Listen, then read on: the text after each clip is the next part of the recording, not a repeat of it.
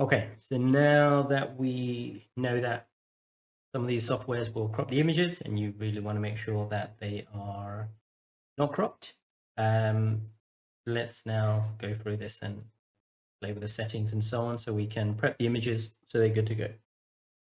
All right, so I'm going to basically follow my own guide to begin with because we've already got this written down and it hasn't changed. So this is all in here again. By the time you read this, these images are going to change, but the workflow is going to be the same. And the only thing I'm going to add, which I haven't added here, is about the lensing. So that's going to be added by the time you read this. Okay, so I'm going to push this to one side so I can reference it.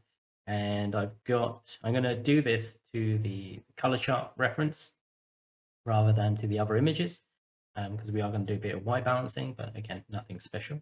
So let's kick this off. So first thing I'm going to do is I'm going to disable this, flip out of gamut colors.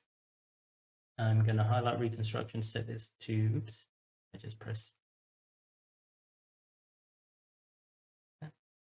So turn that off. I'm going to turn highlight reconstruction to be luminance recovery.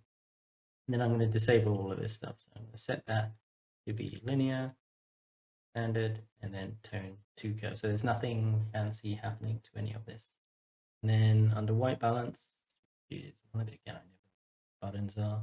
I'm going to do a pick, and I'm going to just pick white swatch. I used to do the gray swatch. I'm going to update the text, but you can see there is a difference between them that happens. So yeah, I'm going for the white swatch. Is white balance, of course. Makes sense. And then under color management, which is somewhere down here, we're going to switch this all to be ACES. So working profile and output profile is what we're going to switch. The working profile is going to be the ACES. Come on, we get ACES P1, and then the output profile is going to be this one here, RTV or ACES. Okay, so that's now going to give us output images. Like if we go back to our flowchart here, over here, we are going to be going ACES CG. It's going to be linear anyway. ACES. So now I'm going to switch to the mosaicing. Now again, our cropping is correct, or it will be. Here we go. By the time we switch that, this one, and border is 0. And just double check that your cropping is correct. Okay. Then we've got lens geometry, and we're going to have lens profile none. Cool. Okay, so that's everything now, good to go. And then what you can do is you can right click and go this processing profile operations copy, and then just I'm going to hit Control A to select everything, right click, processing profile operations, paste, and then that should apply to everything. Now that stage we have prepped our images, and we're ready to export them. So let's also do that now in one little swoop. Let's just go right click. We've got everything selected still with Control A. Click put queue.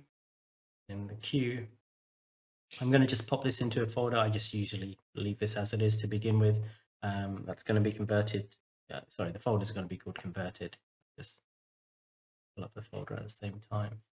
So we've got this so far that's been generated. That's been the tweak that we've made. So 32-bit float is what I'm going for, again, so we don't lose any data.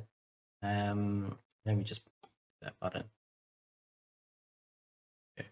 And then that should start the process. We jump in here. We've now got our 32-bit TIFFs coming through. Now, again, these are big files. You can see it's half a gig. Essentially, it's chunky. But the size is correct. Dimensions 5320 by 7968. So again, super important that that is matching our original files. Okay, so once that's come through, we'll be able to take these into Nuke and then carry on. So yeah, we just go back here, Now I'm not doing lighting reference, but it's the same, technically here doing this sort of reference. But we've done that at the moment. We're just outputting, and then we can do our, so this is our, you can call it our V2, this is our V1, which we'd want to archive. Now we're in this stage where we can then process that data. Okay, so I'll show you that. And again, the reason we've got these two flow charts is depending on how you're going to be manipulating data for whatever purpose, lighting, texturing, you will want to maybe output different file types and bit depths and color spaces. So actually, I'm going to show you, I've got this here for texture look dev, but I'll also show you a modeling example just to do with the ST maps and so on that we discussed earlier when it came to the undistortion. So I will stop this here because it's going to take a bit longer. And then when we come back, we'll look at what we have. We'll jump in the nuke and then we'll tweak.